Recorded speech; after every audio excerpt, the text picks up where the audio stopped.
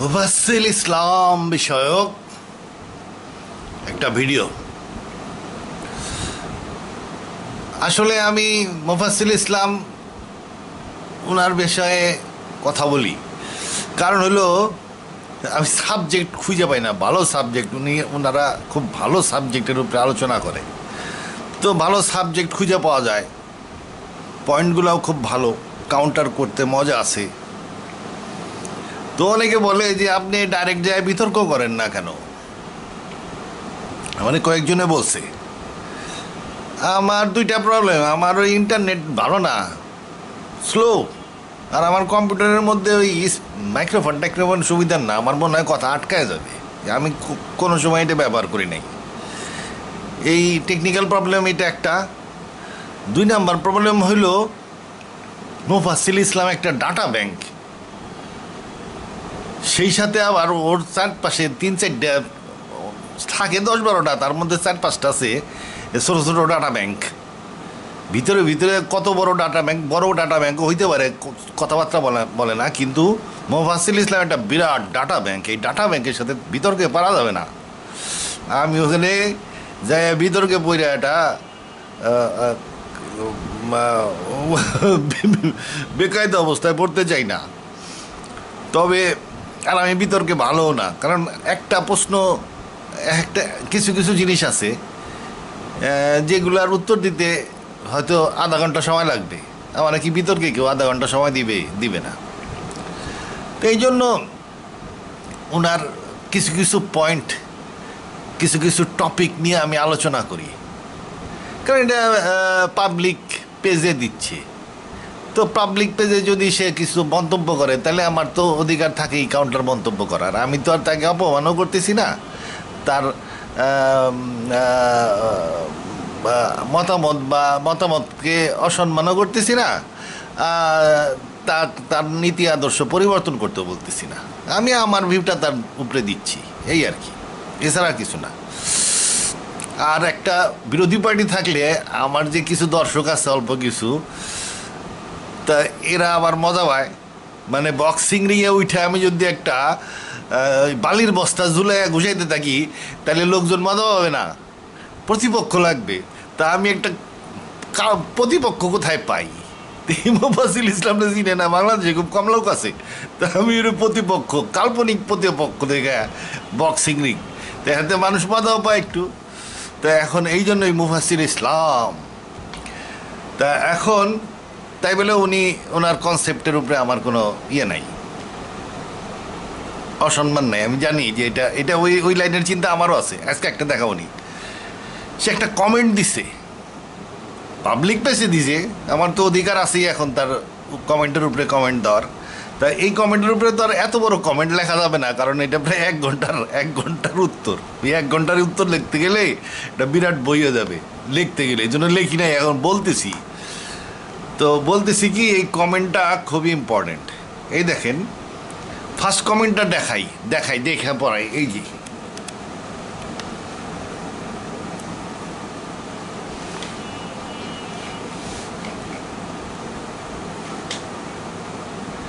এই দেখেন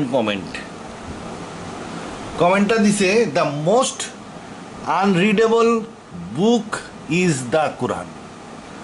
আনরিডেবল বুক, the verses, the words, the messages are all messed up. সব উল্টা পাল্টা ওয়ার্ড, সব মেসেজে সব উল্টা পাল্টা। ইট ইজ এ ককটেল বানানো আর কি। ইটস ভার্সেস আর like the spicy bubble tea, you don't know what you straw might bring out in your mouth the next moment. When you read the Quran, you can never know which verse will come next, as it keeps jumping from one issue to another. মানে আসল কথা সে প্রথমেই লিখছে, the most আনরিডেবল book is the Quran, the versus, words and the মেসেজের আর messed up. হ্যাঁ, এই জন্যই তার পয়েন্টের উপরে উত্তর দিয়ে মজা আছে, এটা ঠিক কথা। আমরা যখন একটা এসে লিখি কিংবা একটা পেপার লিখি, তার একটা ইন্ট্রোডাকশান থাকে। ইন্ট্রোডাকশান পরে বোঝা যায় যে এই লোকটা কোন বিষয়ের উপরে কথা বলতে যাচ্ছে। এইম থাকতে পারে যে এই লেখার এইম কি না আমি মানুষকে পশুপালন শিক্ষা দিতে চাই, কিংবা পশুর ব্যবসা শিক্ষা দিতে চাই, কিংবা গরুর দুধ সম্বন্ধে শিক্ষা দিতে চাই, এইম থাকতে হবে। তারপরে হয়তো ভালো ডেলিভারেড পেপার হলে এইম থাকবে, স্কোপ থাকবে, যেটার ব্যাপ্তি কতটুকু, কোন প্রেক্ষাপটে আমি আলোচনা করব। তারপরে বডি আসবে, 0.1 2 3 4 5 6 পুরা বডি আসলো, বডি অফ দ্য এসে। তারপরে রিকমেন্ডেশনস আসবে যে কী কী বলতে হচ্ছে, শেষে কনক্লুশন আসবে। তাইলে এইভাবে আমরা যে কোনো পেপার লিখি, এসে লিখি। আরও অনেক ডিজাইন আছে পেপার লেখার, এসে লেখার, জাস্ট তবে introduction, body and conclusion common থাকতেই হয়। কিন্তু কোরআনে দেখেন নানান রকমের কথা, এই যে বলছে না ভার্সেস ওয়ার্ডস অ্যান্ড মেসেজের আর মেসড আপ, নানান রকমের কথা মেসড আপ হয়ে রয়েছে এটার মধ্যে, মিশানো। বিষয়টা কি? উল্টাপাল্টা কথা, এই অসংলগ্ন কথা বলা যদি কেউ বলে, তাহলে আমরা ধরে নিই পাগল। একটা লোক বলতেছে এই বাড়ি চল, হঠাৎ করে এসে বলতেছে যে আকাশে কোনো মেঘ দেখা যাচ্ছে না। ঠিক আছে, বলতে পারে বাড়ি চল, মেঘ দেখা যাচ্ছে না। তারপরে হঠাৎ করে বললো যে আমি এখন বেল খাবো, বেল কই। মানে এখন আপনার তার কথার কোনো দ্বারা কারা নাই, এক সময় এক কথা বলছে, তাহলে আপনি ধরে নেবেন সে পাগল? তাহলে কোরআন কি পাগলের লেখা বই? আচ্ছা, মেসড আপ, তার মানে কি? মেসড আপ কথা যদি হয়, উল্টাপাল্টা কথা হলো পাগলের লক্ষণ। এই জিনিসটা কিন্তু আমার সায়েন্টিফিক তফসিরে ওই একই জিনিস লেখা আছে, আমি দেখাচ্ছি। আমি আমার সায়েন্টিফিক তফসির যে লিখছি সেটার যে ইন্ট্রোডাকশানের থেকে সিরিয়াল 5 আপনারা দেখাচ্ছি কী লেখা সেখানে।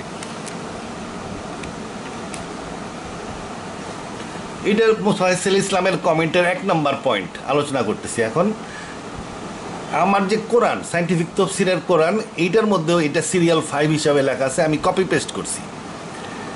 এখানে লেখা আছে when we read the Quran we find the talks disjointed in cases. এখানে আমি ভদ্র করে লিখছি ইন কেসেস, অনেক ক্ষেত্রেই ইন মেনি কেসেস হবে। It becomes difficult to develop conclusive ideas on those subjects. মানে ওই সাবজেক্টের সম্বন্ধে কনক্লুসিভ আইডিয়া পাবেন না, ওই কথা বলতে বলতে আর এক কথায় চলে গেছে। How a book from God can have such disjointed talks. এরকম ডিসজয়েন্টেড টক কেমনে থাকবে আল্লাহর বইতে? এটা আমারও পয়েন্ট ছিল। তা আমি এই পয়েন্টের পজিটিভ লাইনে গেছি, পজিটিভ লাইনে যে চিন্তা করছি যে এইরকম কেন। পজিটিভ লাইনে যদি যান তাইলে কি হয় সেটা আমি আপনাকে শোনাচ্ছি আমার তফসির থেকেই। পজিটিভ লাইন, মুহাসিল ইসলাম কিন্তু খেপে গেছে ওখানে, দূর উল্টাপাল্টা লিখে দিচ্ছে, বোঝা যায় না, মোস্ট আনরিডেবল বুক বলে ফালাইতে চলে গেছে। That is the difference. ওখানে ফালাই দিলে হবে না, বুঝতে হবে যেটা আল্লাহর বই। আল্লাহ সব মানুষই কিছুটা পাগল থাকে, শুধুমাত্র পাগল না হইতেছে আল্লাহ। মানুষের মধ্যে কিন্তু সামান্য পাগলামি থাকবেই। আচ্ছা, যাই হোক, but the Quran is extremely effective. আমি পজিটিভ অ্যাপ্রোচটা গেছি, সেখানে দেখেন আমি কি লিখছি। But the Quran is extremely effective on ground. কিন্তু দেখতেছি আমার কাছে লাগতেছে টক ডিসজয়েন্টেড, মুফাসিল ইসলামের কাছে লাগতেছে অল মেসড আপ। কিন্তু অন গ্রাউন্ডে আমরা কি পাই? অন গ্রাউন্ডে আমরা পাই এটা একটা এক্সট্রিমলি ইফেক্টিভ, অন গ্রাউন্ড একটা ইফেক্টিভ বই। It is guiding it's followers perfectly and effectively for hundreds of years. শত শত বছর ধরে সে তার ফলোয়ারদেরকে গাইড করতেছে। কেমনে একটা মেসড আপ বুক কেমনে গাইড করে? তারপরে লিখছে therefore there is no problem in the Quran. কোরআনে অসুবিধা নাই, যেহেতু সে এফেক্টিভলি গাইড করতেছে তাহলে কোরআনে অসুবিধা নাই। We need to know the design of the Quran to understand it properly. আমার ডিজাইনটা জানতে হবে। কোরআন আল্লাহর বই, সে তার নিজস্ব ডিজাইনে লেখছে, কোনো উদ্দেশ্য পূরণের জন্য লেখছে। সেই ডিজাইনটা আমার জানতে হবে যে এই বইটা কীভাবে, কোন ডিজাইনে লেখা। The Quran is designed as a book of guidance. এটা একটা গাইড হিসাব, বুক অফ গাইডেন্স।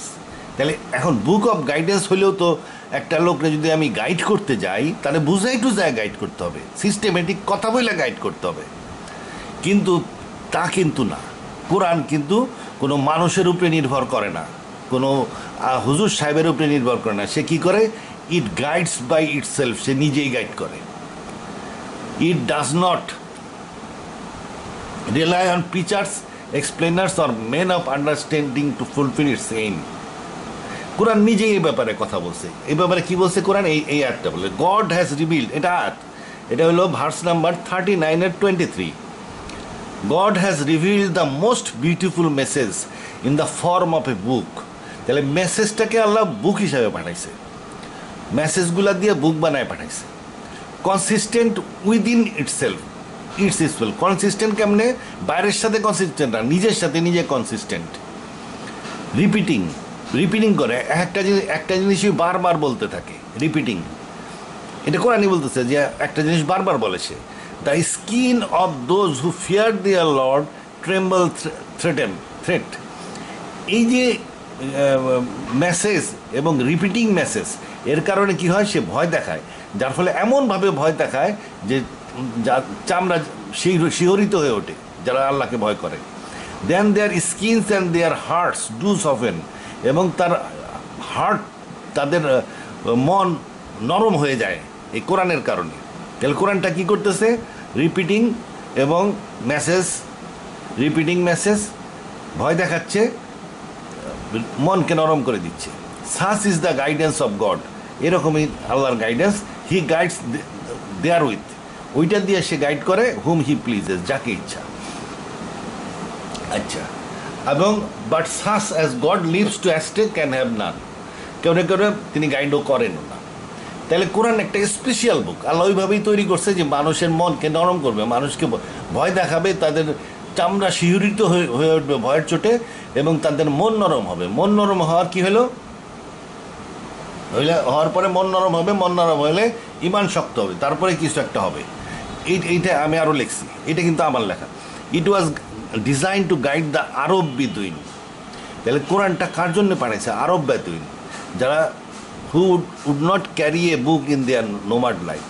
এই বেদুইনদের মরুজীবনে তারা কোনো বই ক্যারি করতে পারতো না। It is basically a oral book, এই জন্য এটা কি oral book, basically oral book, মানে কবিতার মতন পড়তে হবে, মুখস্থ করে রাখতে হবে। এটা কোনো লিখিত বই না, কারণ এটা মেইন এইম পিপল যাদের উপরে এটা পাঠানো হয়েছে তারা আরব বেদুইন।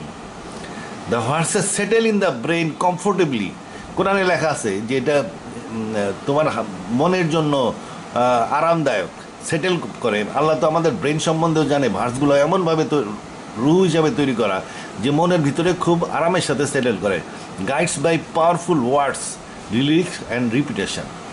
এই ওয়ার্ডগুলো সহজেই মনের মধ্যে ঢুকে যায়, তারপরে গাইড করে কি দিয়ে? তার পাওয়ারফুল ওয়ার্ড দিয়া, লিরিক দিয়া, ছন্দ দিয়া এবং রিপিটেশন, পুনরাবৃত্তি দিয়া ওই আরবটাকে গাইড করতে থাকে সে। আচ্ছা, এটা কি কি কাজ করে? Continue hammering of faith building words, বারবার সে ইমানকে ঢুকাইতে থাকবে, বারবার কিছুক্ষণ পরই সে এই এক পৃষ্ঠায় দুইবার হয়তো বলে ফেললো ইমান শক্ত করার জন্য এক আল্লাহর কথা বলবে, এক আল্লাহরে বিশ্বাস না করলে দোজখে ফেলাই দেওয়ার কথা বলবে, দোজখের শাস্তির কথা বলবে। এই বারবার এটা ফেথ বিল্ডিং ওয়ার্ডসগুলো হ্যামারিং করে মনের ভিতরে পেরেকের মধ্যে বিশ্বাসকে ঢুকায় দেয়, এক আল্লাহর প্রতি বিশ্বাস পেরেকের মতন ঢুকায় দেয়। যে পড়তেছে, আর কোরআন কি করতেছে? তার মধ্যে ঠুকাইতে পেরেকের মতন ইমান ঢুকাই দিচ্ছে, এক আল্লাহর প্রতি বিশ্বাস। এবং সেই সাথে আল্লাহ সম্বন্ধে যে ফলস আইডিয়াগুলো, it wipes out all false ideas and ভ্রান্তি ধারণা দূর করে ফেলে, এবং inculcates true concepts of God, আল্লাহ সম্বন্ধে পারফেক্ট কনসেপ্ট ঢুকাই দিবে। আফটার লাইফ, পরকাল সম্বন্ধে পারফেক্ট কনসেপ্ট ঢুকাই দিবে এবং রিলিজিয়ান ঢুকাই দিবে। এই কথার মধ্যে সে ঢুকায়, কেমনে ঢুকায় আমরা না বুঝলেও সে ঢুকায়, সে করে এই কাজটা। পোয়েটিক প্রেজেন্টেশন অ্যান্ড রিপিটেশন আছে, এটার মধ্যে ডিলিজেন্স আছে। একটা জিনিস সে বারবার বলে, ইম্পর্টেন্ট জিনিসগুলো সে বারবার বলবে। তাইলে এটা একটা বিশেষ ডিজাইনের বই, যে ডিজাইনটা তার নিজের কাজ করে। অন গ্রাউন্ডে আমরা দেখতেছি যে কাজ করে সে। এই বই যারা পড়ছে তারা বিশাল সাম্রাজ্য প্রতিষ্ঠা করছিল এবং চালায় গেছে, এবং তারা পৃথিবীতে খুব ভালো মানুষ হিসাবে পরিচিত হয়েছে, ন্যায়বান হিসাবে পরিচিত হয়েছে। এই যে এখন দেখেন একটা উদাহরণ দিই, আমি যখন কঙ্গো গেছিলাম তখন আমাদেরকে একটা ক্লাস নিয়েছিল, ইন্ট্রোডাক্টরি ক্লাস, প্রথম দিকে ইন্ট্রোডাক্টরি কিছু ক্লাস নেয়, মানে পরিচিতিমূলক কিছু ক্লাস নেয়। ওইখানে একটা ক্লাস ছিল এইডসের উপরে অ্যাওয়ারনেস ক্রিয়েট করা। তো এইডস সম্বন্ধে বিস্তারিত আলোচনা করলো, প্রায় সারাদিনের ক্লাস ওইটা। এইডস সম্বন্ধে বিস্তারিত আলোচনা করলো, ওদের স্ট্যাটিক্সের আলোচনা করলো, সমস্ত কিছু এইডস সম্বন্ধে বিস্তারিত বললো, বইলে চেষ্টা করলো পুরা জ্ঞান দিয়ে আমাদেরকে সিস্টেমেটিক ওয়েতে আমাদেরকে জ্ঞান দিয়ে চেষ্টা করলো যে আমরা যেন এই দেশে ওই কঙ্গোতে প্রায় 5-6% লোকের এইডস, এমনকি এইডসের কারণে ওদের গড় আয়ু 40-42 নেমে গেছে। তা আমরা যেন সতর্ক থাকি, এটা আমাদেরকে ভালো মতন আমাদের ঢুকাই দিল। এটা কী করলো? সিস্টেমেটিক শিক্ষার মাধ্যমে।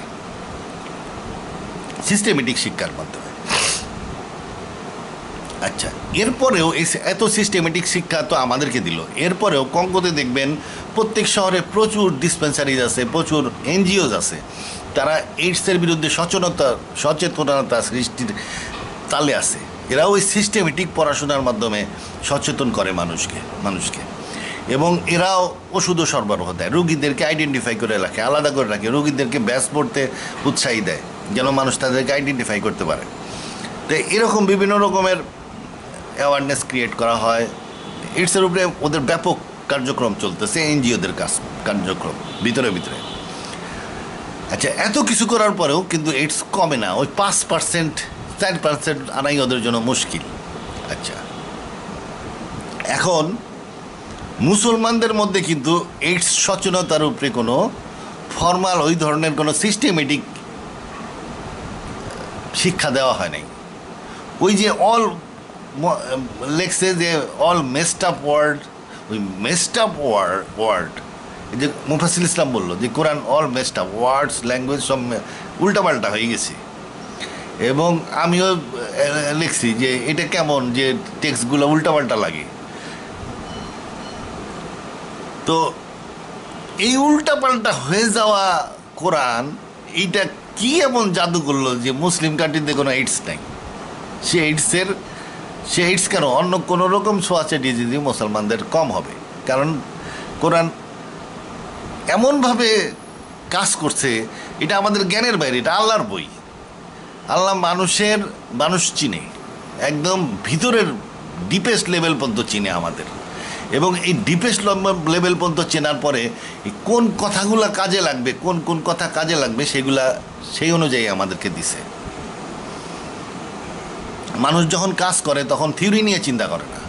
আপনি একটা জিনিস থিওরির মাধ্যমে প্রমাণ করে ফাইনালি একটা অর্ডার দিলেন, একটা বিরাট থিওরি দিয়ে বললেন যে এই কারণ এই ইয়ে দিয়ে লাস্টে একটা অর্ডার দিলেন। অর্ডারটা হলো কি, তুমি কালকের থেকে একটা কি বললাম, ফাইনাল কনক্লুসিভ অর্ডার দিলেন যে কালকের থেকে এখান দিয়ে যে লোকই যায় তাদেরকে তুমি বাড়িতে নিয়ে এসে এই জিনিস করবা, খাওয়াবা, নাস্তা খাওয়াবা, পানি টানি খাওয়ায় বিদায় করবা। আপনি একটা মানে রাস্তায় একটা ফিডিং সেন্টার, গরিব ফিডিং সেন্টার চালু করছেন মনে করেন। আচ্ছা, এই বিরাট থিওরি দিয়া আর কোরআন কি করতেছে, ওই ফিডিং সেন্টারেও কোরআনও চালু করে মাঝে মাঝে গরিবদেরকে খাওয়ানোর জন্য। সে কিন্তু অত বড় কনসেপ্ট দিয়ে করে নাই, 2-4টা লাইন দিয়ে করছে, 2-4টা লাইন দিয়ে কনসেপ্টটা ঢুকাই দিছে, যার ফলে মুসলমানদের মধ্যে অনেকে দেখবেন দান করে, গরিবদের খাওয়ায়, বরং এখানে ভিক্ষা করে বাইসে থাকা যায় অনায়াসে। লিল্লা বোর্ডিং, বিরাট মাদ্রাসা লিল্লা বোর্ডিং চলতেছে, কেননা ওইটা করে দিছে কোরআন। এমনভাবে করছে যে সেটা আমরা বুঝতেছি না কোথায় কাজ করছে সে, ওয়ার্ডগুলো কোথায়, অল্প কথায় মনের ভিতরে। মানুষ আসলে অত বড় থিওরি চিন্তা করে তারপরে এক্সিকিউশনে যায় না। মানুষ অল্প কথার মোটিভেটিং শর্ট ওয়ার্ড চিন্তা করে, যখন কাজ করে শর্ট মোটিভেটিং ওয়ার্ড মানুষের মধ্যে কাজ করে এবং সেই অনুযায়ী সে অ্যাকশনে চলে যায়। দানের দান করার জন্য দানের উপরে আপনার বই পইরা তারপরে ফাইনালি আপনার বলতে হবে না যে হ্যাঁ এখন থেকে তুমি দান করবা। বিরাট কনসেপ্ট লিখে কনসেপ্টের পরে লাস্ট কথা হলো এখন থেকে তুমি দান করবা, গরিবদেরকে দান করবা। এইটা কার্যকরী বেশি হবে না, শর্ট ওয়ার্ড, কার্যকরী শর্ট ওয়ার্ড, তারপরেই গরিবদেরকে দান করো। এই শর্ট ওয়ার্ড গরিবদেরকে দান করো, এই জিনিসটা কার্যকরী হবে। এই যে কার্যকরী শর্ট ওয়ার্ডটা বাইর করা, এইটাই কোরআন বাইর করছে। জানে যে কোরআন, আল্লাহ জানে যে কোন ওয়ার্ডগুলো দিয়ে তাকে পুশ করলে সে গরিবদের দান করবে। এই জন্য মুসলমানরা দানশীল। আমাদের দেশে বিরাট বিরাট মাদ্রাসা ভালো মতন চলতেছে, পৃথিবীর কোনো দেশে এরকমভাবে চলবে না। আল্লাহ মিশন অ্যাচিভ করতেছে, মানে এই বইটা ওরকম আমাদের কাছে মনে হয়। আচ্ছা, এইটা একটা কথা। 2 নম্বর কথা হইল, একটা লোক যখন কোরআনকে পড়ে যাচ্ছে, সে কোরআনকে পড়ে যাচ্ছে, পড়ে গেলে কি হয়, কোরআন তার উপরে মনের উপরে কাজ করতেছে, নানান রকমের কথা আসতেছে, সে মনের ভিতরে ইমান প্রিক করতেছে এবং ভালো কাজের নির্দেশনাগুলো ঢুকাই দিচ্ছে, সাইন্টিফিক্যালি ঢুকাই দিচ্ছে। জাস্ট পড়ে যাচ্ছে, তার কোনো চিন্তা করতে হবে না। আচ্ছা, চিন্তা করার দরকার নেই। সে একটা আরব বেদুইন, সে পড়া জানে না, সে মুখস্থ আছে, কোরআন পড়ে যাচ্ছে, সে আরব বেদুইনের ব্রেনে ইমান ঢুকাচ্ছে, ধর্ম সম্বন্ধীয় রং কনসেপ্টগুলো দূর করে দিচ্ছে, তারপরে ধর্ম সম্বন্ধীয় কারেক্ট কনসেপ্টগুলো ঢুকাচ্ছে, তারপরে তার কি করতে হবে সে করণীয় বিষয়গুলো তার মনের মধ্যে ঢুকাচ্ছে। এইগুলো পরপর ঢুকে যাচ্ছে। এই কথাগুলোকে আমাদের কাছে অসংলগ্ন মনে হইলেও অসংলগ্ন না, কারণ এটা কাজ করতেছে, তার এফেক্টিভ, তার মানে অসংলগ্ন না। আমরা বুঝতেছি না, এটা বুঝতে হবে যে আমরা বুঝতেছি না যে আল্লাহ কোরআন কীভাবে কাজ করে। এটা এত হাই লেভেলের বই যে আমাদের এটা জ্ঞানের বাইরে, যে আল্লাহ কীভাবে এটাকে গাইডেন্স হিসেবে বানায়। এটা মূর্খ আরব বেদুইন, যারা কেউ কোনো দিন গাইড করতে পারে নাই, যে গাইড দেওয়া তাকে অসম্ভব। এই আরব বেদুইনরে গাইড দেওয়া নেক্সট টু অসম্ভব। একে গাইড করতেছে আল্লাহ এই বই দিয়া, ইফেক্টিভলি গাইড করছে 1400 বছর ধরে। এটা কেমনে করছে, এটা আমাদের কাছে যদিও মনে হচ্ছে যে এটা মেসড আপ ওয়ার্ডস, আসলে মেসড আপ না। কী করতে হবে আল্লাহ ভালো জানে। কেমনে করে করছে এটা প্রমাণিত যে করছে গাইড, 1400 বছর ধরে গাইড করতেছে, এখনও গাইড করতেছে কোরআন। আরবিয়ানরা Arabs R driven by Quran, because তারা আরবি বোঝে। অতএব এটা ইফেক্টিভ বই, সাইন্টিফিক বই। আমরা বুঝতেছি না কেন এটার কথা মেসড আপ লাগে। তবে হ্যাঁ, মেসড আপ লাগলেও কোরআনের একটা হিডেন স্ট্রাকচার আছে। এই হিডেন স্ট্রাকচার যদি বাইর করা যায়, তাইলে দেখবেন কোরআন একটা systematically written paper, hidden structure আছে। আমি উদাহরণ দিই, সূরা বাকারা পড়লে একজনের কাছে মনে হবে নানান রকমের কথা বলছে। এই মুত্তাকিনকে কে বলতেছে, তারপরে বলতেছে মুনাফিকরা ভালো হবে না, তারপরে বলতেছে না মুশরিকরা ভালো হবে না, তারপরে বলছে তোমাদের মধ্যে মুনাফিক আছে। হঠাৎ করে শুরু করে দিল তুমি আল্লাহর প্রতিনিধি, তারপরে বলে যে পারলে এরকম সূরা বানাও, তারপরে বলছে ইহুদি খারাপ। এর মধ্যে কথারে লিঙ্ক পাওয়া যাচ্ছে না। হঠাৎ করে বললো যে কাবা ঘুরাই দিলাম, তারপরে হঠাৎ করে দেখা গেলো আইন কানুন দেওয়া শুরু করছে, ন্যাশনাল ল দেওয়া শুরু করছে 20-25টা। তারপরে তালুত নামে এক লোক ছিল, তার গপ্প। তারপরে বললো আল্লাহ নুরুস আয়াতুল কুরসি এসে গেল। তারপরে হঠাৎ করে কয় সাহাবীরা খুব ভালো।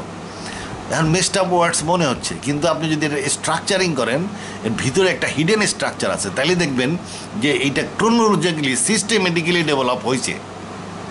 আপনার না বুঝা পড়লে আপনার ব্রেনে ঢুকাই দিচ্ছে কী করতে হবে। আবার বুঝা পড়তে গেলে আপনি যদি হিডেন স্ট্রাকচার, আবার তফসিরে হিডেন স্ট্রাকচার বের করা আছে। হিডেন স্ট্রাকচারে কী হয়েছে, প্রথমে আল্লাহ মুত্তাকিনদেরকে সিলেক্ট করছে, তারপরে মুত্তাকিনদের শত্রু মুশরিক এবং মুনাফিক আইডেন্টিফাই করছে। তারপরে বলছে তুমি কে, তুমি আল্লাহর প্রতিনিধি। তারপরে বলছে এটা কি, ঐশী গ্রন্থ, এটা মানতে হবে। তারপরে কি বলছে, ইহুদি খারাপ। কেন বলতেছে ইহুদি খারাপ, যে না ইহুদির থেকে ঘুরে যাও, তুমি আর ইব্রাহিমের ধর্ম হইলেও তুমি আলাদা উম্মা হবা। ঘুরাই দিয়া আলাদা উম্মা বানাই দিল, কাবা ঘুরাই দিয়া উম্মা বানায় বললো যে এখন উম্মা হইলে উম্মার আইন কানুন লাগে। যেমন বাংলাদেশ স্বাধীনতার সাথে সাথে শেখ মুজিব কী করছিল, কনস্টিটিউশন বানাইছিল প্রথমেই, সেরকম বঙ্গবন্ধু শেখ মুজিবুর রহমান। তাহলে একইভাবে উম্মা মানে এই আইন কানুন দিছে, লিডারশিপের জন্য তালুতের গল্প বলছে, আল্লাহর দায়িত্ব বোঝানোর জন্য আয়াতুল কুরসি দিছে, সাহাবীদেরকে প্রেস করে শেষ করছে। তাহলে একটা স্ট্রাকচারিং করা আছে প্রত্যেকটা সূরায়, আপনি প্রত্যেকটা সূরায় হিডেন স্ট্রাকচার আছে, হিডেন স্ট্রাকচার আছে, এবং প্রত্যেকটা সূরা সিস্টেমেটিক্যালি ডেভেলপ করছে। এটা মেসড আপ ওয়ার্ডস না, এমনি বললে মেসড আপ ওয়ার্ডস মনে হয়, কিন্তু যদি আপনি হিডেন স্ট্রাকচার মানে এটা যে প্যারা ফর্মে নিয়ে আসেন। আমি আমার সাইন্টিফিক তফসিলে কী করছি, আমি আয়াত নাম্বারগুলো উঠাই দিছি, সূরার নাম উঠাই দিছি, কারণ সূরা বাকারা মানে গরু, এটা গরুর রচনা না, ওটা একটা মাইন্ডসেট দেওয়ার নাম, ওটা ভুল হয়েছে। এটা আসলে চ্যাপ্টার 2। চ্যাপ্টার 2তে কোরআন কী করছে, আয়াত নাম্বারও উঠাই দিছি। এটার মধ্যে তাহলে আমি এইটার কী করছি, প্যারা করছি, একটা প্যারা একটা পয়েন্টের উপরে আলোচনা করছে। মুত্তাকিন একটা প্যারা, মুশরিক একটা প্যারা, মুনাফিক আর একটা প্যারা, তারপরে তুমি আল্লাহর প্রতিনিধি আর একটা প্যারা। আচ্ছা, কয়েকটা প্যারা মিলে আবার আমি একটা সেকশন করছি, কয়েকটা সেকশন মিলে আমি একটা সেগমেন্ট করছি। সেকশনে হেডিং আছে, সেগমেন্ট হেডিং আছে, কয়েকটা সেগমেন্ট মিলে একটা পার্ট হয়, এবং 2-3টা পার্ট মিলে একটা সূরা হয়। তাহলে আমি জাস্ট আমি এটার আয়াত নাম্বার উঠায় প্যারাগ্রাফিং করে দিলেই এটা দেখবেন সিস্টেমেটিক্যালি ডেভেলপ করতেছে একটা বই। এটার মধ্যে মেসড আপ ওয়ার্ডসও নাই, ডিসজয়েন্টেড টকও নাই, এটা একটা সিস্টেমেটিক্যালি ডেভেলপ করা বই। শুধু একটা জিনিস বারবার আপনার খটকা লাগবে, সেটা হলো সে বারবার পাতায় পাতায় খালি ইমান বৃদ্ধির কথা বলতে থাকে। এই যে ইমান বৃদ্ধি জনিত যে কথা, এই কথাগুলাকে আপনি প্যারার নিচে ফেলাই দিলেই হলো, আপনি বুঝে গেলেন প্যারার উপরের লাইনে যেটা, এটা হলো আসল কথা। প্যারার উপরের লাইনের 2-3 লাইনে আসল কথা, নিচে কি বলবে সে সব প্যারাই শেষ করে ইমান বৃদ্ধির কথা বলে, যে আল্লাহ তিনি সব শোনেন সব দেখেন, তার মানে প্যারা এখানে শেষ করতেছে। তারপরে পরের প্যারায় যায় আর একটা জিনিস আলোচনা করে, তারপরে লাস্টে যা বলবে যে আল্লাহর কথা শুনে না তার কোনো উপায় নাই, আল্লাহ সব জানেন এই ধরনের কথা বলবে। মানে প্রত্যেক প্যারা শেষ করে সে ইমান বৃদ্ধির কথা দিয়ে। প্যারার শেষের কথাগুলো আপনার যখন আপনি সাবজেক্ট বোঝার চেষ্টা করবেন, তখন ওই প্যারার শেষের কথাগুলা আপনার অত কনসেন্ট্রেট করার দরকার নাই। স্ট্রাকচারিং করলে দেখা যাবে কোরআন মেসড আপ না। আমার সাইন্টিফিক তফসির ওয়েব পেজে দেওয়া আছে, যে কোনো লোক পড়তে পারে, একটা ওয়ার্ডও নাই মেসড আপ। কোরআনের কোনো আর কথা ডিসজয়েন্টেড না, প্রত্যেকটা সূরা সিস্টেমেটিক্যালি ডেভেলপ করছে। আচ্ছা, তাহলে আমি 1 নাম্বার পয়েন্ট বললাম এবং চ্যালেঞ্জ দিয়ে রাখলাম যে আমি জাস্ট সূরার নাম সরাই দিয়ে, আয়াতের নাম সরাই দিয়ে আমি প্যারাগ্রাফিং করছি, সেকশনে ভাগ করছি, সেগমেন্টে ভাগ করছি, পার্টে ভাগ করছি। মূল কোরআনে আমি একটা আয়াত সরাই নাই, জাগানাড়া করি নাই। এই ভাগ করে স্ট্রাকচারিং করে দেওয়ার কারণে আমি কিছু রিমার্কস লিখে দিছি যে এখানে এই জিনিস বলতেছে। তাইলেই দেখা যাবে যে আপনি পড়ে দেখবেন যে একটা সুন্দর একটা সিস্টেমেটিক্যালি ডেভেলপ করা একটা বই।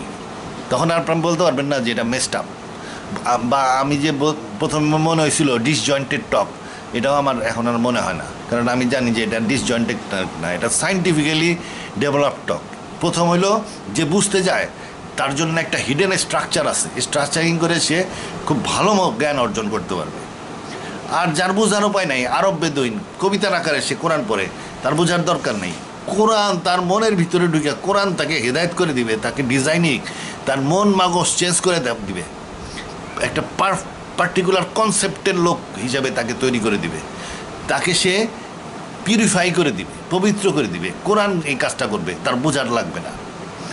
তার কাজ আরব বেদুইনের কাজ খালি পড়তে হবে, সকাল সন্ধ্যায় কোরআন পড়তে হবে, এছাড়া তার কোনো কাজ নেই, বোঝার চেষ্টা করারও দরকার নেই, কোনো কিছুরই দরকার নেই। কোরআন তাকে গাইড করতে থাকবে এবং তাকে হেদায়েত করে দিবে। এটা কোরআনের একটা ওয়ে। আর একটা ওয়ে কি, আপনি বুঝিয়ে ফলো করতে চান, বুঝতে চান, তাহলে কোরআনের ভিতরে হিডেন স্ট্রাকচার আছে।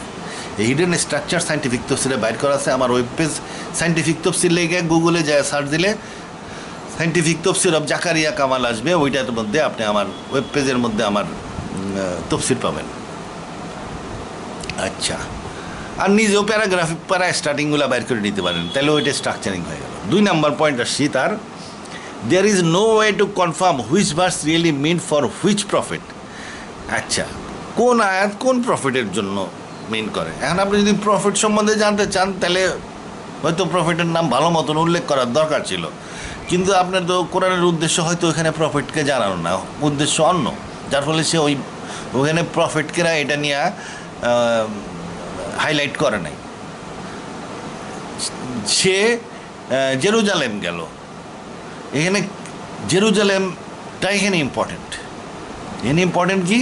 জেরুজালেম, মানে কোরআন এরপরে জেরুজালেমের আলোচনা করবে, কে গেল এটা ইম্পর্টেন্ট না, এই জন্য এখানে প্রফিটের নাম উল্লেখ নাই। কোরআন বললো যে সে জেরুজালেম গেল, তারপরে এখন বোঝা যাচ্ছে না কে গেল। আচ্ছা, যেহেতু কোরআন এটা বুঝায় নাই পরিষ্কারভাবে যে কে গেল, তার মানে কি এখানে কে গেল সেটা ইম্পর্টেন্ট না, তাহলে এখানে আসছে জেরুজালেম ইম্পর্টেন্ট। এখানে জেরুজালেমের ব্যাপারে এখানে কোরআন আলোচনা করবে। তো এখানে যে 17 এক উদাহরণ দেওয়া হয়েছে, আমি এটা একটু দেখাই।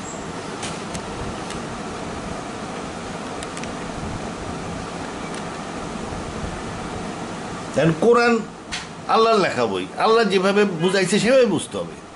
এখন আল্লাহ কে জেরুজালেম গেল সেটা যদি ক্লিয়ার না করে থাকে, তার মানে কি সে ক্লিয়ার করে নাই, অতএব কে গেল তা দিয়ে আল্লাহর মাথা ব্যথা নাই। এখন আপনার মাথা ব্যথা থাকলে আছে, কিন্তু আল্লাহর ওখানে কে গেল এটা নিয়ে আল্লাহর কোনো মাথা ব্যথা নাই। আল্লাহ ওখানে জেরুজালেমের কথা বলতে যাচ্ছে, জিনিসটা আমি দেখাচ্ছি। এই যে উনি 17 এক রেফার করছে, glory to God who did take his servant. এই সার্ভেন্ট কোন servant? For a journey by night from sacred mosque to the farthest mosque. Sacred mosque থেকে ফার্দেস্ট মস্কে গেছে। আমরা মুসলমানরা বলি মক্কার থেকে জেরুজালেম গেছে। এখন মক্কারে স্যাক্রিড মস্ক বলাতে তার হয়তো আপত্তি আছে, তাইলে সে বলতে যাচ্ছে যে এটা মক্কাও না, আর এই যে গেল এই সার্ভেন্টটা মোহাম্মদও না, কারণ এখানে তো উল্লেখ নেই, কারণ তার পরের মুসার কথা লেখা আছে। যাই হোক, এটা তার আর্গুমেন্ট। আমাদের আর্গুমেন্টে আল্লাহ যতটুকু বুঝাইছে অতটুকু বুঝলেই যথেষ্ট, যে একটা সার্ভেন্ট, সেই সার্ভেন্টকে স্যাক্রিড মস্ক থেকে ফার্দেস্ট মস্কে নেওয়া হয়েছিল। এবং আমরা জানি যে স্যাক্রিড মস্ক মানে মক্কা, ফার্দেস্ট মস্ক মানে হলো জেরুজালেম। স্যাক্রিড মস্ক মানে মক্কা। এরপরে দেখেন লেখা আছে, in order that he might show him some of the signs for he is the one who hears and sees. এই যে for he is the one whose hears and sees, এটা হলো কথার শেষ। যখন এরকম প্রেজিং থাকবে কিংবা ফেথ বিল্ডিং কথা থাকবে, তখন বুঝবেন এই কথাটা এখানে শেষ, এর সাথে পরবর্তী লাইনের যোগাযোগ নাই। পরবর্তী যদি লাইনের যদি যোগাযোগ থাকতো, তাহলে এই ধরনের কনক্লুসিভ ওয়ার্ড তার মধ্যে থাকতো না। যাই হোক, উই গেভ মোজেস, তার মানে কি এই মোজেসটার একটা নতুন কথা শুরু হইলো এখান থেকে, যেহেতু এখানে এই কথাটা আছে, for he is the one who hears and sees. যেখানেই দেখবেন যে এই ধরনের কথা আছে, তখনই বুঝবেন যে একটা প্যারাগ্রাফ শেষ হয়ে গেল। তার মানে এইখানে 1 নম্বর আয়াতটা একটা প্যারাগ্রাফ। নেক্সট প্যারাগ্রাফে শুরু হয়েছে যে উই গেভ মোজেস। আচ্ছা, ঠিক আছে, আমার লজিক নিলেন না, তাহলে আমি ধরে নিতে পারি মোজেসের ব্যাপার এখানে জড়িত। তাহলে মোজেসের ব্যাপার জড়িত হইলে স্যাক্রিড মস্ক কোনটা আর ফার্দেস্ট মস্ক কোনটা? যদি আপনি এটা মোহাম্মদ সাল্লাল্লাহু আলাইহি সাল্লাম ধরেন, তাহলে তার জন্য ফার্দেস্ট মস্ক ছিল জেরুজালেম, এবং তার জন্য স্যাক্রিড মস্ক ছিল মক্কা, হযরত মুহাম্মদ সাল্লামের ক্ষেত্রে। আর মুসার যদি ধরেন, মনে ধরলাম এক্সট্রিম কেস ধরে নিলাম যে এটা মুসা, তাহলে মুসার জন্য তাহলে স্যাক্রিড মস্ক ছিল কোনটা? মুসার জন্য স্যাক্রিড মস্ক কোনটা ছিল আর ফার্দেস্ট মস্ক ছিল? কথাটা আমি আবার বলি, আমি যদি এটাকে মোহাম্মদ ধরি সাল্লাল্লাহু আলাইহি সাল্লাম, তাহলে তার জন্য স্যাক্রিড মস্ক হলো মক্কা আর ফার্দেস্ট মস্ক হলো জেরুজালেম। আচ্ছা, যেহেতু নাম নাই এবং বিতর্ক উঠছে, পরের লাইনে মুসার কথা লেখা আছে, যদিও এখানে কনক্লুসিভ ওয়ার্ড দেওয়া সত্ত্বেও আমি ধরলাম পরের লাইনে যেহেতু মুসা কথা আছে, তাহলে এই সার্ভেন্টটা মুসা। আচ্ছা, মুসার কাছে তাহলে স্যাক্রিড মস্ক কোনটা ছিল, ফার্দেস্ট মস্ক কোনটা ছিল? আমরা জানি মুসা মিডিয়ানের এলাকায় থাকতেন এবং সিনাই এলাকায় থাকতেন, উনি কোনো দিন জেরুজালেমে আসতে পারেন নাই। আচ্ছা, তাহলে তার জন্য তার স্যাক্রিড মস্ক কোনটা ছিল? তার মুসার জন্য স্যাক্রিড মস্ক ছিল এইটা, এই যে এইটা, এই যে মুসার ফলোয়ার, এই মুসার ফলোয়ারদেরকে মুসা করছে কি কাবা শরীফের মানে ইয়েটা, কাবা শরীফের রেপ্লিকা তার ফলোয়ারদের মাথার উপরে ফিটিং করে দিয়ে গেছে, যে মাথায় সবসময় কাবা শরীফের রেপ্লিকা বাইন্ধে থুবি। আচ্ছা, এটা একটা ছবি। তাহলে কাবা শরীফের রেপ্লিকা সে তার ফলোয়ারদের উপরে মাথায় বাইন্ধে থুয়ে গেছে মুসা নবী। তাইলে বুঝতে হবে তার জন্য স্যাক্রিড পবিত্র মসজিদ ছিল কাবা। আর তার জন্য তাহলে ফার্দেস্ট মসজিদ কোনটা ছিল? তার ফার্দেস্ট মসজিদ ছিল হইলো, যেহেতু সে দুইটার একটাতেও যায় নাই, সে জেরুজালেমেও যায় নাই, কাবাতেও যায় নাই, তাহলে কাবাটা দেখে যেহেতু সে তার ফলোয়ারদের মাথায় বেঁধে দিয়ে গেছে, তাহলে কাবাটাই হইল মুসার স্যাক্রিড মস্ক। আর মুসার ফার্দেস্ট মস্ক হইতেছে জেরুজালেম। মুসার ফার্দেস্ট মস্ক ছিল জেরুজালেম। তাহলে এখানে মুসা ধরলেও যে কথা, মক্কা আর জেরুজালেম, আর মোহাম্মদ ধরলে তো আর কোনো সন্দেহই নাই। তার জন্য স্যাক্রিড মস্ক কাবা এবং ফার্দেস্ট মস্ক জেরুজালেম। এরপরে কি আসতেছে দেখেন, আসলে কি যেহেতু উল্লেখ করে নাই উনি, আল্লাহ ওই জেরুজালেম সম্বন্ধে কিছু বলতে চায়। এখানে ওই মস্কটা বা কোন নবী এটা আসল কথা না। We gave Moses the book and made the guide to the children of Israel, take not other man other than me. মোসেসের বই দিয়েছিলাম, O ye that sprang from those whom we carried in the with Noah, ওহে লোকজন যারা নোহার থেকে গজাইছো, verily হি ওয়াজ এ, সে খুব ভালো ছিল। And we ডিক্রিড for the children of Israel in the বুক, আমরা বইয়ের মধ্যে লিখে রাখছি, মানে লোহমা বুঝে, যে তোমরা ডবল খারাপ কাজ করবা, কারণ তোমরা নোহের ব্লাড। নোহা ভালো ছিল, আল্লাহ বলছে যে হ্যাঁ লোহা ওয়াজ এ গুড ম্যান, বাট তোমরা তো সেই নোয়ার জাত। তুমি যদি গুড না হও, নোয়া খুব ভালো ছিল, কিন্তু তুমি যদি নোয়ার মতন গুড না হও, তাহলে কি হবে? Twice would they do mischief, ওই লোক ডবল মিসচিফ করবে, ডবল মিসচিফ করবে এই ইহুদিরা। এখানে বলছে when the first warning came to pass, যখন প্রথম ওয়ার্নিং আসলো, ওই যে নেবুজাদনেজার আসলো, আইসা কি করলো, তাদের টেম্পল, জেরুজালেমের উপরে যে টেম্পল ছিল সেটা ভেঙে দিল, গুড়া করে দিল, সমস্ত সব কিছু লুট করে নিয়ে গেল, এবং ওদেরকে জুদার লোকদেরকে ধরে নিয়ে বেবিলনে নিয়ে ক্যাপটিভিটি, 50 বছরের ক্যাপটিভিটিতে নিয়ে গেল। ফার্স্ট ওয়ার্নিং গেল। তারপরে কি হলো? when the second warning came, second warning কখন আসলো? ওই যখন নাকি ঈসা নবীরে মারার পরে 70 বছর পরে, না 70 খ্রিস্টাব্দে রোমানরা আবার ওদের টেম্পল ভেঙে দিল, বানাইছিল আবার ভেঙে দিল, সেকেন্ড ওয়ার্নিং গেল। এবং রোমানরা কি করলো? তাদেরকে জেরুজালেম থেকে খেদাই দিল। ফেরত আসতে বলছিল, অনেকদিন পরে কিছু আসছিল, কিছু আসে নাই, তাহলে রোমানরা তাদেরকে খেদাই দিল, সেকেন্ড ওয়ার্নিং। তারপরে কি হলো? It may be that your Lord may show mercy unto you, but if ye revert, we shall revert. এইটাই হলো আসল কথা। তাহলে ওই যে সেকেন্ড ওয়ার্নিংয়ের পরে 70 সাল থেকে 134 সালের মধ্যে রোম সম্রাট, রোম পৌত্তলিক তখন ছিল, তখনও তারা খ্রিস্টান হয় নাই, এই রোম সম্রাট ইহুদিদের টেম্পল ভেঙে দিছিল এবং তাদেরকে ইসরায়েল থেকে খেদাই দিছিল। আল্লাহ বলতেছে হয়তো তোমরা আবার ফেরত আসবা। এই যে এখন ফেরত আসছে দ্বিতীয় মহাযুদ্ধের পরে হিটলারের দাবার খায়া, এই যে প্রথম মহাযুদ্ধের পরে তার দেশ হয়েছিল, কিন্তু বেলফোর্ট ডিক্লারেশনের মাধ্যমে, কিন্তু তারা আসে নাই, কারণ এই কিনা আসে মরুভূমিতে থাকতো, মিউনিক টুনিক এইসব, ইংল্যান্ড ফ্রান্স এইসব জায়গায়, প্যারিসে আসে নাই। পরে হিটলার দাবরায়, সেকেন্ড ওয়ার্ল্ড ওয়ারের সময় হিটলার দাবরায় কাটাইল। আচ্ছা, তখন এসে হাজির হইল। এইটাই বলতেছে, it may be that your Lord may show mercy unto me, হয়তো তুমি আবার ফেরত আসবা জেরুজালেমে, হয়তো আবার ফেরত আসবা জেরুজালেমে, বাট ইফ ইউ রিভার্ট, তুমি যদি আবার ওই ডবল অত্যাচার করো, we shall revert, Allah revert করবে, আল্লাহ সেই একই শাস্তি তোমাদেরকে দিবে। এখানে আল্লাহ মুসলমানদেরকে ইনক্লুড করছে। এইটাই হলো এই প্যালেস্টাইনিদের সমর্থনে এক আয়াত। দেখতেছেন বিষয়টা? তাহলে প্রথম থেকে আপনার বুঝতে হবে, নাহলে কবেন যে ডিসজয়েন্টেড টক, তারপরে বলবেন যে কোরআনের মধ্যে খালি আছে, কি করলাম কোরআনের মধ্যে কি যেন কয়, ওই যে ওইটা দেখে আসি। কোরআনের মধ্যে বলে খালি, বলে কোরআনের মধ্যে খালি হইলো, আরে দূর ভুল হয়েছে, কোরআনের মধ্যে মেস্ট আপ, ও হ্যাঁ মেস্ট আপ টক মনে করতে পারেন। এই জন্য আমি একটু রিহাস করি।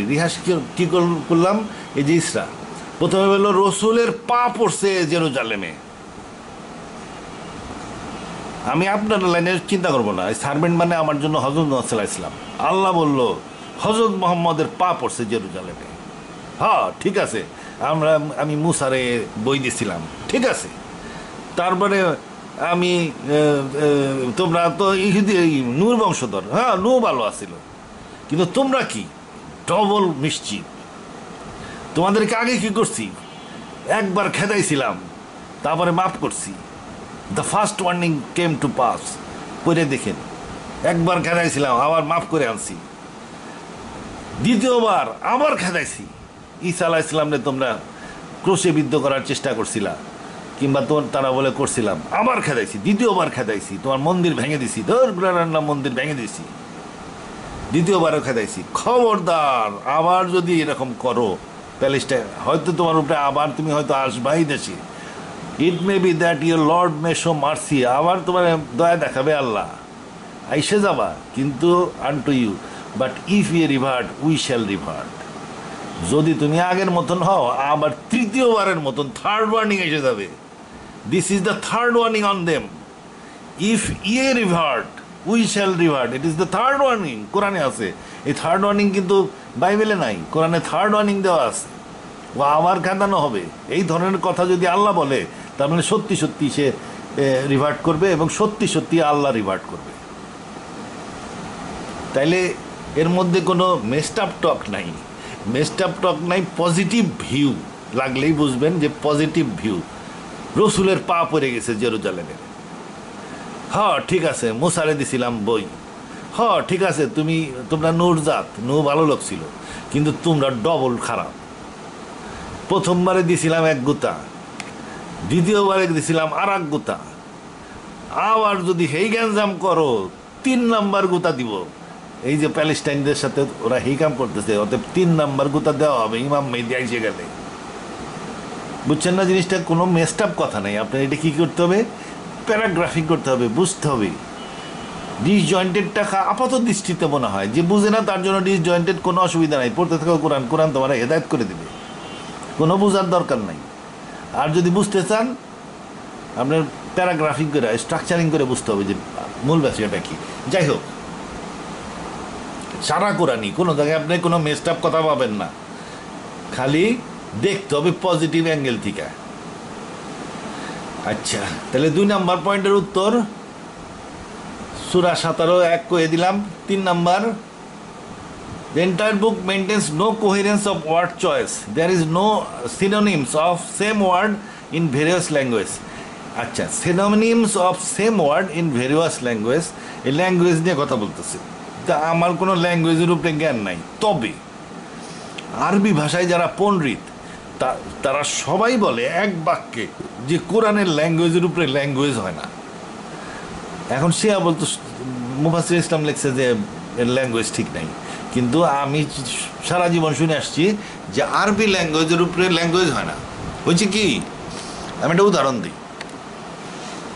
উদাহরণটা হলো, আপনি উদাহরণ দিচ্ছি, উদাহরণটা হলো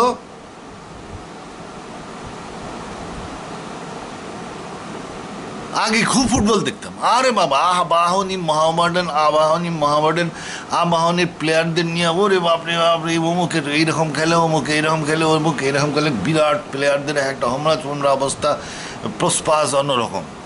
ফুটবল প্লেয়ারদের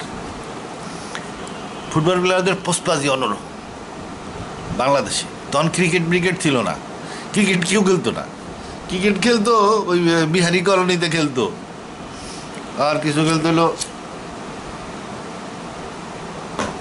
আগা খান, এরা কিছু খেলতো। ক্রিকেট ছিলই না বাংলাদেশে, চিনতো না মানুষ। তখন ছিল ফুটবলের যুগ, আবাহনী মহামাডানের যুগ, আর অনেক টিম ছিল ঢাকায়। আচ্ছা, এরপরে হঠাৎ করে হইলো কি, টেলিভিশন, স্যাটেলাইট টেলিভিশন চালু হইলো। ওয়ার্ল্ড কাপ দেখলাম, ইমাম বাইক কানা বাইকের খেলা দেখলাম, রড গুলিতের খেলা দেখলাম, ইমাম বাইক কানা বাইক রড গুলিতের খেলা দেখা হয়ে গেল। ওই যে খেলাটা দেখলাম এবং ওয়ার্ল্ড কাপ দেখলাম, এরপরে আর বাংলাদেশের ফুটবল ভালো লাগে না। বাংলাদেশের ফুটবল ধুম করে কত চলে গেল, নাই হয়ে গেল। বাংলাদেশের ফুটবল টিমগুলা এখন কোনো মতে বাইচে আছে। অবশ্য বাংলাদেশের একদিক ডেবে গেলে ইনশাল্লাহ আর একদিকে উঠে যায়, ক্রিকেট উঠে গেছে, কিন্তু ফুটবল আর নাই। কেন? ওই আন্তর্জাতিক খেলা দেখছি, আমাদের এখন দৃষ্টিভঙ্গি আন্তর্জাতিক লেভেলে চলে গেছে। ওই লেভেলের খেলা তুই খাইজো প্লেয়ার ছাড়া হয় না, ওদের বডি আল্লাহ দিছে ওরকম। তো ওই লেভেলের খেলা দেখে এখন আমাদের টেস্ট ওই লাইনে চলে গেছে। ওর নিচে হইলে আর ভাল লাগে না,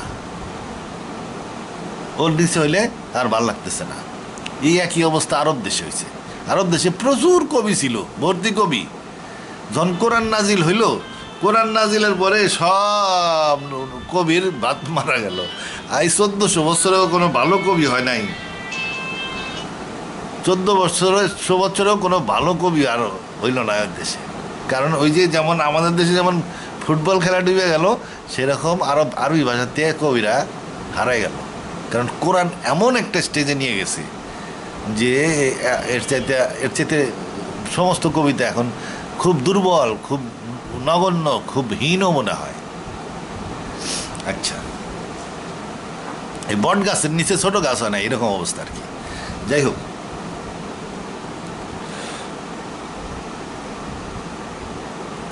এরপরে কি বলছে?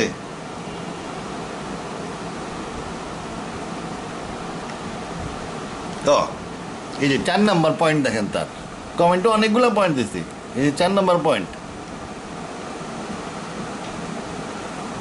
ইট tells you it is straightforward. কোরআন বলে যে এটা সরল, সহজ, বোঝার জন্য সহজ।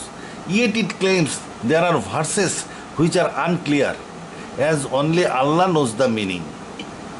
হ্যাঁ, ওই যে মোতা সাহেবের একটার কথা রেফার করছে এখানে। এখানে কি বলছে? ইট is he who sent down the Mohammad in two the বুক। আচ্ছা, মোতা সাহেবের আয়াতটা বুঝতে হইলে একটু উপর থেকে যাইতে হবে। আমি মোতা সাহেবের আয়াতটা আগে দেখাই।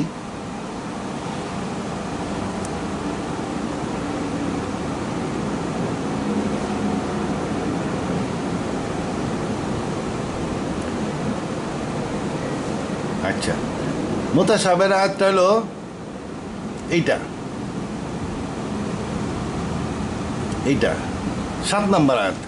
হি it is who has sent down to the book, it is in it are verses basic and fundamental verse আছে, মৌলিক আয়াত। They are the foundation of the book. ওইগুলাই তোমাদের ফলো করতে হবে, ওইগুলাই মূল আয়াত। সহজবোধ্য যে আয়াত, যেটা মাথার মধ্যে ঢোকে এবং তুমি কোরআন শরীফ পড়ে যেটা তোমার কুরবান বর্ণন হইতেছে কোরআন অনুযায়ী, সেইটাই হলো আসল অর্ডার, সেইটাই আসল গাইডেন্স।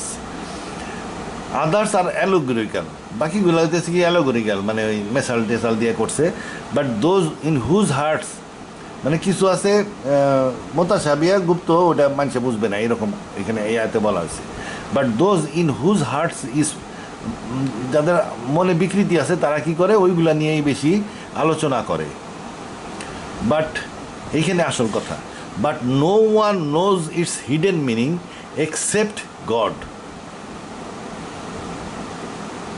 এইখানে এক্সেপ্ট গড, আল্লাহ ছাড়া ওইগুলোর অর্থ কেউ জানেন না। তাহলে যেহেতু আল্লাহ ছাড়া কেউ জানে না এবং অন্য কেউ জানবেও না, অতএব এই আয়াতগুলা কোরআনে আসাই উচিত ছিল না। কারণ এটা তো মানুষ জানবে না, তাহলে এটা কোরআনে দিবে কেন আল্লাহ? যেটা মানুষ কোনোদিন বুঝবে না সেটা কেন কোরআনে দিবে? And those who are firmly grounded in knowledge say we believe, যাদের জ্ঞান আছে তারা বলে আমরা বিশ্বাস করি।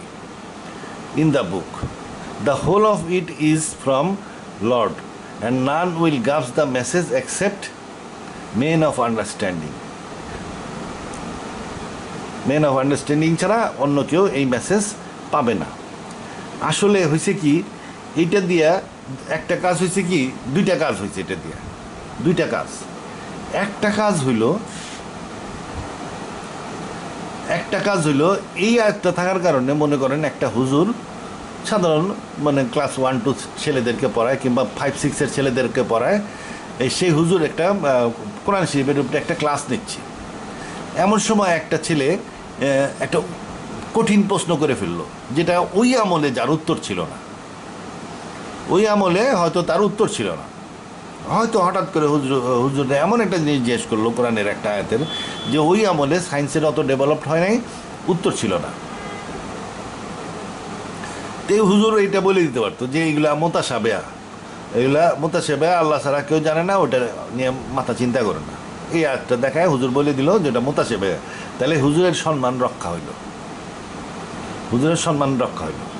আচ্ছা, আর একটা জিনিস কি ছিল, আর একটা লাভ ছিল হইলো এই এই আগের আয়াত দেখতে হবে। আগের আয়াতে কি বলছে,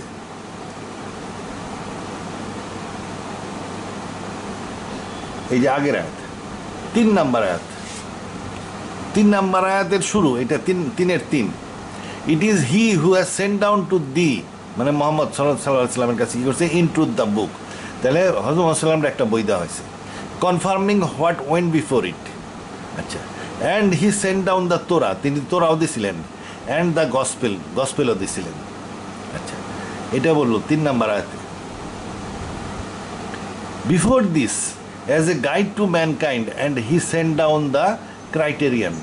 এই যে এখানে ইংলিশটা দেখতেছেন, সমস্ত আরবি ট্রান্সলেশনে এইটা আমি কেটে দিছি, কারণ হলো এটা ঘুরায় ফিরায় এখানে ট্রান্সলেশন করা হয়েছে, এবং ট্রান্সলেশন করার কারণে পুরা কোরআনের মিনিং চেঞ্জ হয়ে গেছে।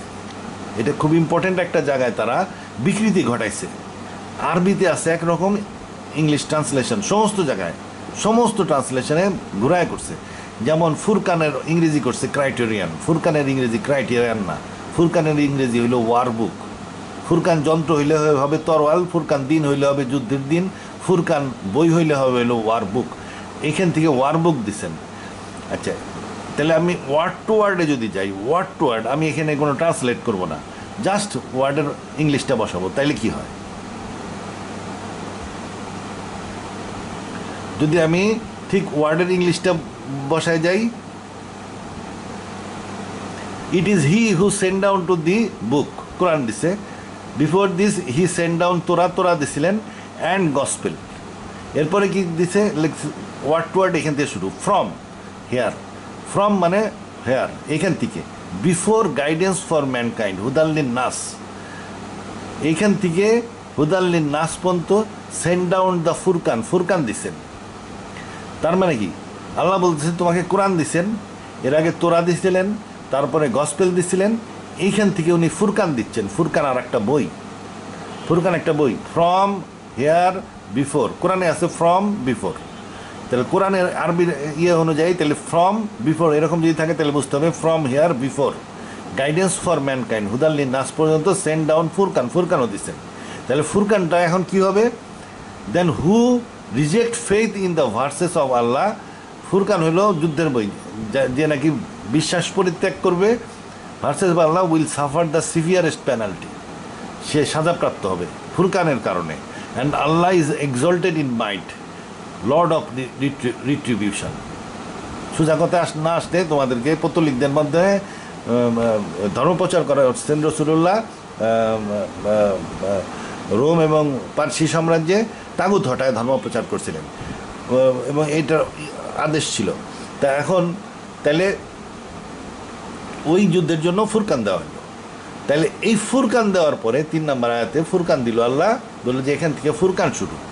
এই ফুরকান শুরুর পরে যেহেতু এটা তখন হয়ে গেল যুদ্ধের বই, এই যুদ্ধের বইয়ের জন্য বলা হয়েছে যে এরপরে বললো যে তোমার এইগুলা করতে হবে না, তুমি ওই মোতাশাবে আয়াত বাদ দাও, তুমি এখন সুফিবাদীও বাদ দিয়া তুমি সুফি সাহেব হওয়ার কোনো দরকার নাই, ডাইরেক্ট ওয়ার্ড যেগুলো আছে ডাইরেক্ট মিনিং যা বোঝো সেইটা অনুযায়ী চলো।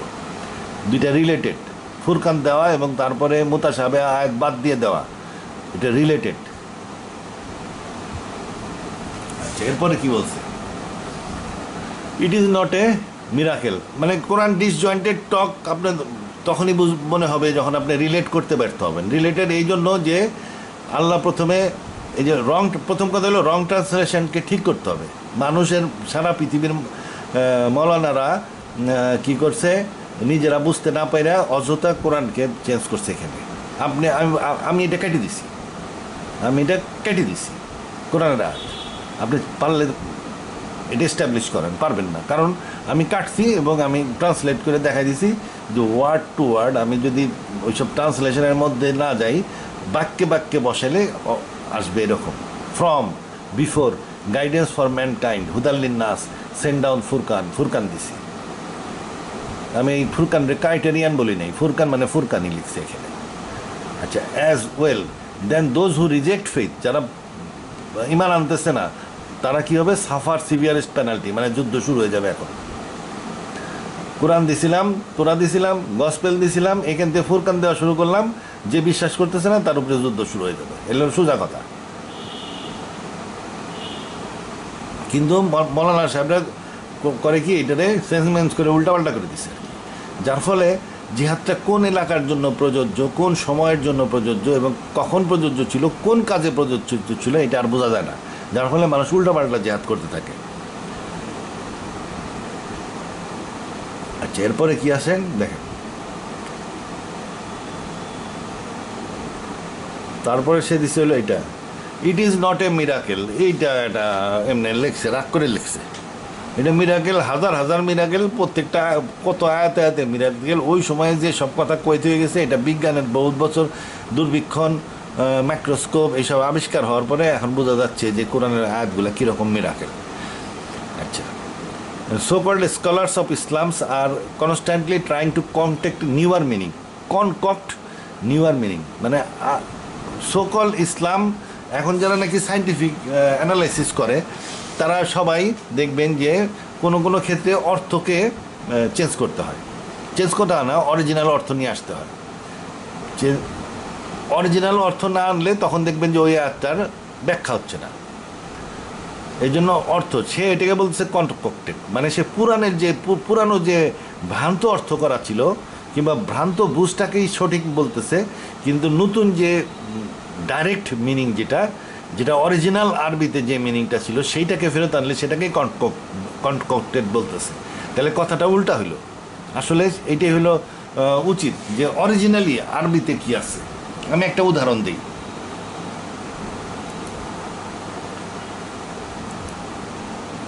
এই যে এখানে we created man from sounding clay from মাড moulded into shape, 15:26।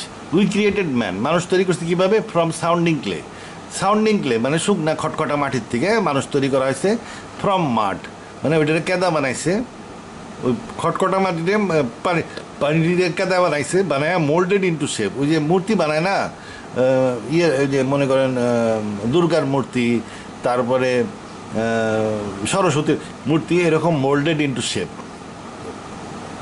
খটখটা মাটিরে কেদা বানাইয়া ওটারে মোল্ডেড ইন্টু শেপ, মানে সরস্বতীর মূর্তি বা লক্ষ্মীর মূর্তির মতন মোল্ড করছে করে। আল্লাহ এটা দিছে ফু দিয়ে আর বলছে হও, আর অমনে সে আদম হয়ে গেছে। এইটা হলো ট্র্যাডিশনাল ট্রান্সলেশন। এই ট্রান্সলেশন আপনি সব জায়গায় পাবেন, যত বড় হুজুরই হোক না কেন, সবার ট্রান্সলেশন এইটাই। কিন্তু এইটা তো একটা আনসাইন্টিফিক কথা। আমি যদি এখন সাইন্টিফিক তফসির করতে যাই, তাইলে আমি দেখলাম যে এইটা একটা আনসাইন্টিফিক কথা, তার মানে এই ট্রান্সলেশন ভুল, এই ট্রান্সলেশন স্পষ্টভাবে আমার দৃষ্টিতে ভুল। তখন আমি পুরানো ডিকশনারি খুঁজা বিভিন্ন জায়গায় খুঁজা দেখলাম যে অরিজিনালি আল্লাহ কি বলছে।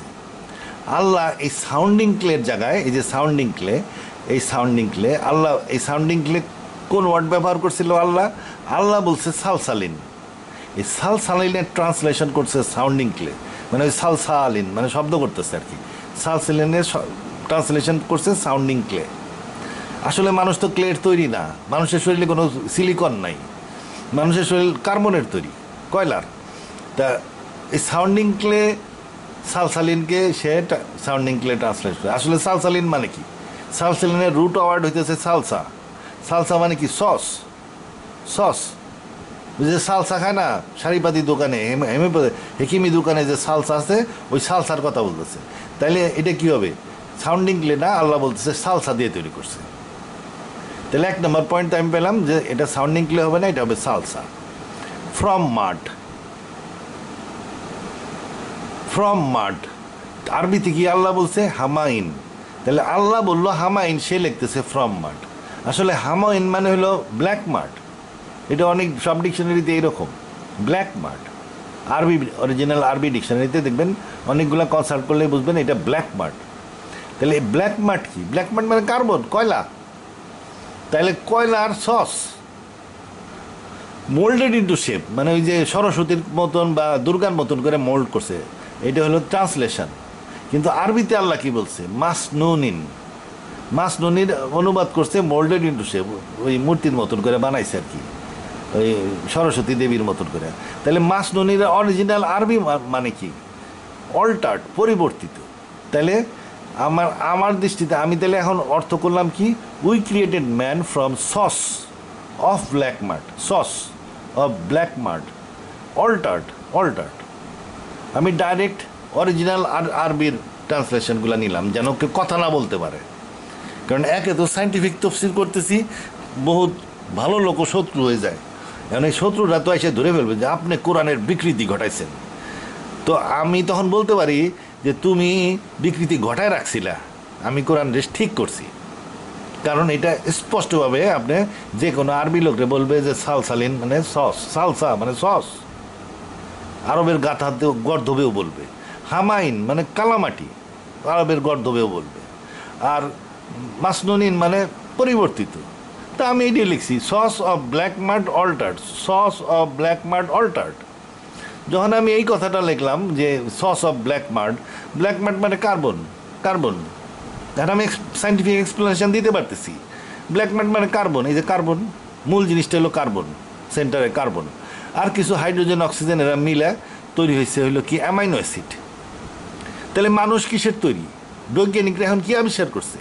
মানুষ অ্যামাইনো অ্যাসিডের তৈরি, তবে একরকম না, 20 রকমের অ্যামাইনো অ্যাসিড আছে এইখানে। আর গ্রুপ বিভিন্ন রকমের ম্যাটেরিয়াল যুক্ত হয়, অনুযুক্ত হয়, হয়ে 20 রকমের অ্যামাইনো অ্যাসিড তৈরি হয়। এই 20 রকমের অ্যামাইনো অ্যাসিড আমাদের আমরা যে খাদ্য খাই এটা শোষিত হয়ে আমাদের কোষে যায় পৌঁছায়। আমাদের প্রত্যেকের কোষে 20 রকমের অ্যামাইনো অ্যাসিড আছে। এই অ্যামাইনো অ্যাসিড দিয়ে আমাদের শরীরে প্রোটিন তৈরি হয় এবং প্রোটিনের মাধ্যমে দেহ তৈরি হয়। তাহলে আমাদের দেহ কিসের তৈরি? Sauce of black mud altered মানে 20 রকম, sauce of black mud altered 20 রকম। We created man from sauce of black mud, কার্বনের সস দিয়া, মানে কার্বনের ওই সস দিয়া পরিবর্তিত অবস্থা, 20 রকমের কার্বনের সস দিয়ে মানুষ তৈরি করছে। এটা আবিষ্কৃত হয়েছে। অতএব কোরআন কত সাইন্টিফিক, হ্যাঁ কত সাইন্টিফিক। এখন যদি আগেকার দিনের যদি কোনো পোলা এসে কইতো যে হুজুর মানুষকে কেদা দিয়ে কেমনে বানাইলো, আমরা তো বানাইবার পারি না, আল্লাহ কেমনে বানাইলো? হুজুর বলতেছে আরে বেটা তুই হাম্মক মোতাসাবে আয়াত নিয়ে ডিল করতে চাস, এই জন্য ওই হুজুর ওইটা দিয়ে রাখছে যে তুই মোতাসাবে আর আয়াত ওটা তোর বুঝবি না, তো পরে বুঝবে মানুষ। এই যে অ্যামাইনো অ্যাসিড দেখেন বাজারে কিনতেও পাওয়া যায়, এই যে অ্যামাইনো অ্যাসিড। আর ডিএনএ অ্যামাইনো অ্যাসিড, 20 রকমের অ্যামাইনো অ্যাসিড। এটা একরকম দেখানো হয়েছে, মনে করেন 20 বোতল অ্যামাইনো অ্যাসিড আছে, কোষের মধ্যে ডিএনএ আছে, ও যায় ধরে ধরে বিভিন্ন রকমের প্রোটিন বানায়। মানুষের শরীরে প্রায় 200-250 রকমের প্রোটিন, 1000 রকমের প্রোটিন আছে, হাজার রকমের প্রোটিন আছে, 1000 রকমের এনজাইম আছে, সব এই সস থেকে তৈরি করে। এই ডিএনএ জিন রিলিজ করে, এই জিন রিলিজ করে, এটা আরএনএ বলে, আরএনএ রিলিজ করে, এবং এই আরএনএ যায় এই মলিকুলগুলোকে ধরে ধরে বিভিন্ন রকমের প্রোটিন এবং এনজাইমস তৈরি করে। তাহলে আল্লাহ কি ভুল বলছে? আল্লাহ ঠিকই বলছে। আর কোনো পোলাপান যদি জিজ্ঞেস করতো, হুজুর চালাক বুদ্ধিমান ছেলে জিজ্ঞেস করলো, হুজুর মানুষের মধ্যে শরীরে তো কোনো কেদা নাই, রক্ত আছে, মাংস আছে, এগুলো কোনোটাই কেদা দিয়ে তৈরি না। তখন হুজুর বলতে পারতো যে তোর বিষয় না, এটা কিন্তু মোতাসাবে আয়াত। এই জন্য হুজুরে বাঁচানোর জন্য ওই মোতাসাবের আয়াতটা কই রাখছে ওই সময়ের। আর একটা কি, আর ওই জেহাদিদেরকে বলছে ওই সব আয়াত, ওই মারফতি আয়াত নিয়ে চিন্তা ভাবনা করো না, যুদ্ধ শুরু, ফুরকান। আর কিন্তু এখানে অরিজিনাল কি? অরিজিনালটা হলো ফুল স্টপ কিন্তু আল্লাহ দেয় নাই। কোরআনের আয়াত যখন নাজিল হয়েছে তখন কিন্তু ফুল স্টপ ছিল না। এখানে দেখেন এই যে ফুল স্টপটা একটু সরাই দিলেই দেখবেন যে অন্য জিনিস হয়ে গেছে। কই গেল আয়াতটা?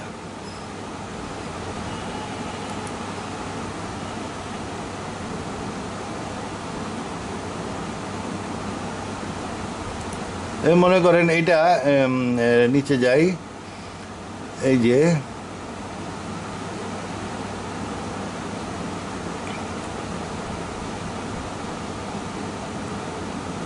যে কিছু আছে অ্যালিগরিক্যাল ভার্স, আর তারপর লাস্টে আল্লাহ কি বললো, but no one knows is hidden meaning except God. এখানে যা ফুল স্টপটা দেওয়া হয়েছে, এতে হুজুর বাইসে গেল।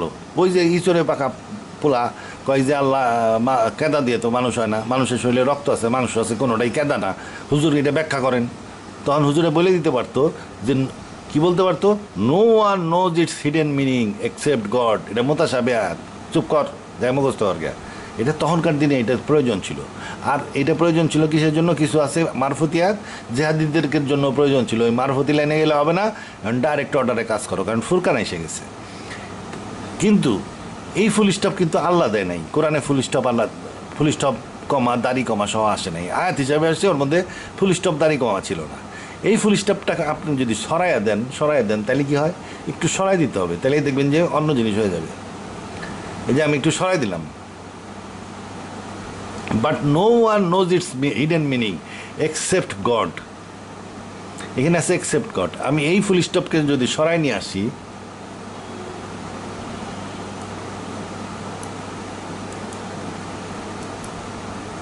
আচ্ছা, তাহলে কি হলো, and no one notes it meaning except God and those who are firmly grounded in knowledge. এইখানে দিয়ে দিলাম, তাইলে ফুল স্টপ সরাইছি, শুধু ফুল স্টপটা সরাই দিছি। তাহলে কি হয়ে গেল, যে শুধু আল্লাহ জানে এবং যাদের জ্ঞান আছে তারা জানে। জ্ঞান ওই আমলেও অনেক মানুষের ছিল, এখন আরও জ্ঞান বাড়ছে মানুষের। তাহলে আটটা জাস্ট ফুল স্টপ সারা না, ফুল স্টপ দিয়ে ওখানে হুজুর বাঁচাইছে। এখন আর ওই ফুল স্টপ এখানে থাকার দরকার নাই, ফুল স্টপ এখানে নিয়ে আসলেও চলে। তারপরে কি, সে বলো, এইটা আর একটা জিনিস, সে উই বিলিভ ইন দ্য বুক। তোমার আমি এখন বুঝতেছি না, পরে বুঝবে। জ্ঞানী লোকরা জন্ম নিবে, মনে করেন শেষ জামানায় সায়েন্সের উন্নতি হয়ে যাবে, তখন বুঝবে মানুষ। আল্লাহ জানে, জ্ঞানী লোকরা জানে। সে বলো, we believe in the book, আমি বিশ্বাস করি, বই বিশ্বাস করি। The whole of it's from our Lord and none will grasps the message except the men of understanding. জ্ঞানীরা ছাড়া এটার জ্ঞান কেউ নিতে পারবে না। এটা হলো ফাইনাল কথা। তাহলে ফুল স্টপটা আসলে এইখানেই হবে। এখনকার দিনে ফুল স্টপ সরাই নিয়ে আসতে হবে, তাছাড়া আর কিছুই না। যাই হোক, কোরআনের আমিও এককালে ওরকম মনে করতাম যে মুফাসসির ইসলাম কইছে না, মেসড আপ। আমি চিন্তা করছিলাম ডিসজয়েন্টেড চক, একটার সাথে আর একটা মিল নাই, জয়েন্ট নাই। পরে দেখি না, ডিসজয়েন্টেড না, আমার ভুল হয়েছে, এবং ওটার ভিতরে হিডেন স্ট্রাকচার আছে। ওই জয়নিংটা বুঝতে হবে, তাইলে দেখবেন যে এটা একটাও উল্টাপাল্টা কথা নাই, সব ঠিকভাবে আল্লাহ বুঝাই গেছে এবং খুব উন্নতভাবে বুঝাইছে। এই পর্যন্তই। আল্লাহ হাফেজ।